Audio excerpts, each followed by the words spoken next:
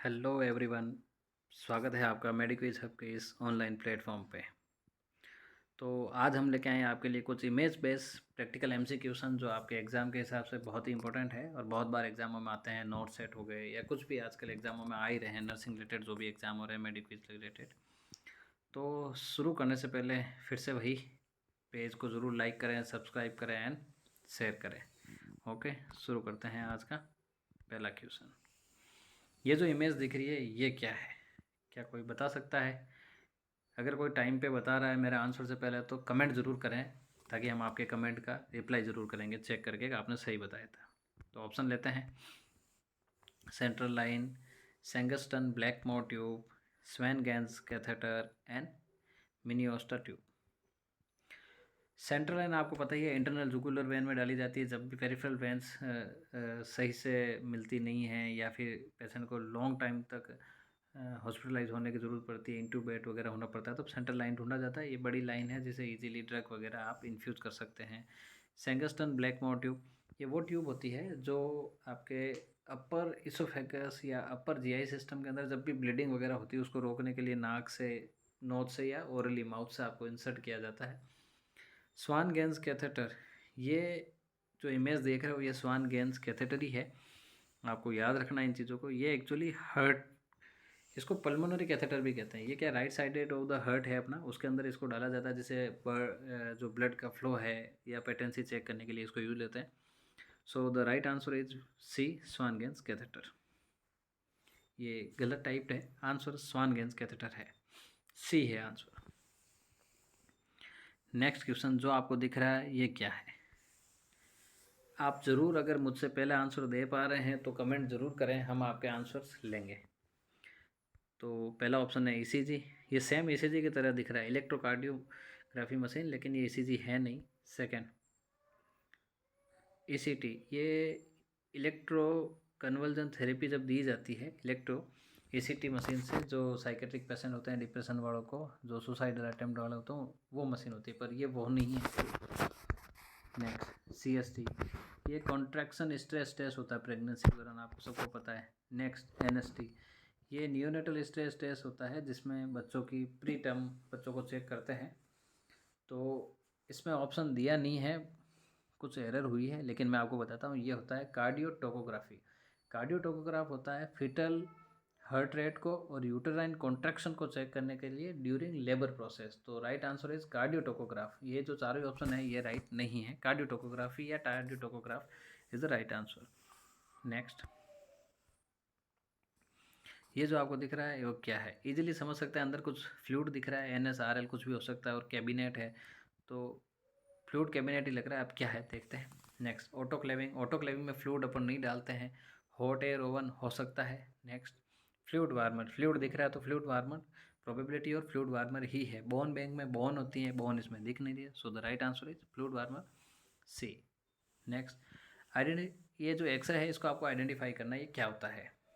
देखो इस पूरे एक्सरे को आपको समझकर, लंग्स एकदम नॉर्मल दिख रहे हैं, रिब्स ठीक दिख रही है, बोन्स ठीक दिख रही है, लेकिन जो हार्ट है इसको आप थोड़ा ढंग से देखिए। आप अपने राइट और लेफ्ट को कंपेयर करके चेक करिए इसका हार्ट का। जनरली हार्ट अपना मैक्सिमम लेफ्ट की तरफ होता है, थोड़ा होता है राइट की तरफ, बट मैक्सिमम लेफ्ट की तरफ।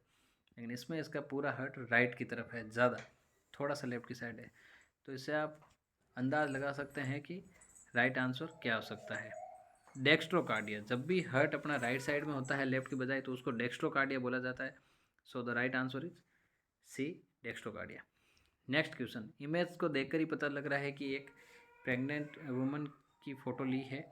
इसमें ये जो दिख रहा है ये कौन सा साइन है? बहुत सारी लाइनिंग होती है, आपने देखा ही होगा। सो ऑप्शन देखते हैं। फर्स्ट, स्ट्राइक ग्रेविडेरम, ये स्किन मार्क्स होते हैं जब भी, ये प्रेगनेंसी के दौरान भी होता है, जब भी वेट वगैरह बढ़ता है किसी भी आदमी का या औरत का, स्पेशली प्रेगनेंसी के हिसाब से सोच रहे हैं अपन अभी, तो वेट गेन की वजह से ब्राउनिश जो स्किन का जो फैलाव होता है उसकी वजह से ब्राउनिंग लाइंस क्रिएट होती है, स्किन मार्क्स होते हैं, उसको स्ट्राइक ग्रेविडेरम कहते हैं। बट ये जो लाइन दिख रही है ये स्ट्राइक ग्रेविडेरम नहीं है। नेक्स्ट, क्लोइज्मा, ये मेलेज्मा की तरह होता है, चेहरे पर कुछ चिन्ह या साइन बन जा। नेक्स्ट, लीनियर नाइग्रा, बिल्कुल ये जो एब्डोमेन पर लाइन दिख रही है ये लीनियर नाइग्रा ही है, आपने बहुत बार देखा भी होगा, पढ़ा भी होगा। So the right answer is C, linea nigra. Next, ये जो आपको इंस्ट्रूमेंट दिख रहा है ये क्या है? आप ज़रूर आंसर मुझसे पहले दें ताकि मैं आपके आंसर को बाद में रिप्लाई करूँगा। इंस्ट्रूमेंट को चेक करना है। इस इंस्ट्रूमेंट, ये जो कुछ इंस्ट्रूमेंट ऐसे होते हैं जो सर्जिकली काम करते हैं, उनको तो देखो इजीली पता होता है। अब आप अगर न्यू हैं सर्जिकली किसी ऑपरेशन थिएटर या कहीं भी ऐसे पोस्टेड नहीं है, तो आप लोगों के लिए सीधा सा कंसेप्चुअल है, कुछ चीज़ें कंसेप्चुअल हो जाती है, कुछ चीज़ों को रटना ही होता है। सीधा सा कंसेप्ट है, कोई भी ज्ञान देता है, कोई भी तरीके बताता है, कोई भी ट्रिक्स बताती है, वो काम नहीं आती है। इंस्ट्रूमेंट उसी को समझ में आते हैं जो उनको यूज़ लेता है। एज अ फ्रेशर रटना ही होता है, समझने की ज़रूरत नहीं है, सीधा याद रखें। एलन बॉय, जो कि विल्सन फ्रेम भी कहलाती है, स्पाइन सर्जरीज में यूज़ होती है, तो ये स्पाइन सर्जरी में यूज़ होने वाला नहीं है। लोगन बॉय, ये लोगन बॉय है। एक्चुअली लोगन बॉय होता है जब भी क्लेफ्ट लिप और इनकी सर्जरीज होती है ना, तो बच्चे के माउथ को वहाँ इसको फिक्स किया जाता है, तो इसको लोगन बॉय कहते हैं। नेक्स्ट ऑप्शन दिया गया है आपके रूट एलिवेटर, जो कि नर्व रूट वगैरह को एलिवेट किया जाता है, न्यूरो सर्जरी में यूज़ होता है, इसमें नहीं होता है वो। पेरियोस्टम एलिवेटर, जब भी ब्रेन के ऊपर पेरियोस्टम बोन वगैरह ये सब हटाई जाती है, तो पेरियोस्टम को रब करने के लिए पेरियोस्टमल अलग इंस्ट्रूमेंट होता है। So the right answer is B, Logan bow. Next, ये जो आपको सिलेंडर टाइप कुछ दिख रहा है, ये क्या है देखते हैं। ऑक्सीजन सिलेंडर, ये वेरी इंपॉर्टेंट क्वेश्चन है, आपको याद रखना है। ऑक्सीजन सिलेंडर कैसा होता है, उसकी बॉडी ब्लैक होती है लेकिन वाइट टॉप होता है, तो ये ना तो ब्लैक है ना वाइट है। नेक्स्ट, CO2 सिलेंडर, उसकी भी बॉडी जो होती है ब्लैक होती है, बट ऊपर का सिल्वर उसका कलर कोडिंग होती है, ये भी नहीं है। नेक्स्ट, नाइट्रस ऑक्सीजन सिलेंडर, बिल्कुल पूरा जो ब्लू कलर ब्लूइश दिखता है वो नाइट्रस ऑक्सीजन सिलेंडर है। So the right answer is C, nitrous oxygen cylinder. ये जो दिख रहा है ये बहुत अच्छा इंस्ट्रूमेंट है, आजकल क्वेश्चंस भी आया है, आपने देखा होगा कुछ एग्जाम में भी प्रीवियस में।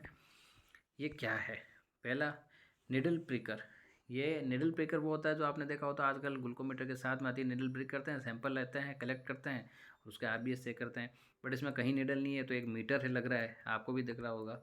Next, SIAM machine. SIAM machine बड़ी होती है, जो C आकार की होती है, जिसे एक्सरे लिया जाता है ऑन टेबल ऑपरेशन थिएटर वगैरह में। नेक्स्ट, रिफ्रैक्टोमीटर, बिल्कुल ये रिफ्रैक्टोमीटर है। रिफ्रैक्टोमीटर स्पेशली यूज़ होता है प्लाज्मा प्रोटीन को चेक करने के लिए ब्लड से, जब भी अपन सैंपल भेजते हैं, या फिर यूरिन की स्पेसिफिक ग्रेविटी चेक करने के लिए इसका उपयोग ये है। नेक्स्ट, नाइट्रस ऑक्साइड मॉनिटर, वो बिल्कुल अलग होता है। राइट आंसर है सी, रिफ्रैक्टोमीटर। ये जो आपको एक लोगो दिख रहा है, ये किसका है, ये मोस्ट कॉमन लोगो है, सभी को पता होना चाहिए, फिर भी देखते हैं ऑप्शंस। यूनिसेफ, यूनिसेफ का फुल फॉर्म क्या है, United Nation International Child Education Fund, उसका ये लोगो नहीं है। नेक्स्ट है FAO, food and agriculture organisation, उसका भी नहीं है। ILO, इंटरनेशनल लेबर ऑर्गेनाइजेशन, उसका भी लोगो ये नहीं है। WHO, वर्ल्ड हेल्थ ऑर्गेनाइजेशन, आप सबको पता ही है, ये उसी का लोगो है। So the right answer is D, WHO। Next, ये आपको भी पता है, दिखने में कॉपर टी लग रही है, लेकिन इनके चिन्ह का थोड़ा अलग अलग रहता है, नंबरिंग होती है, तो ये कॉपर टी 380 है, जो नई जनरेशन की है। So the right answer is copper T 380AB। Okay, thank you, आज के लिए इतना ही। और भी आपके लिए इसी तरह इमेज बेस वगैरह और भी वेरी इंपॉर्टेंट क्वेश्चन हम लाते रहेंगे, बस आप लाइक शेयर एंड सब्सक्राइब करना ना भूलें। Thank you.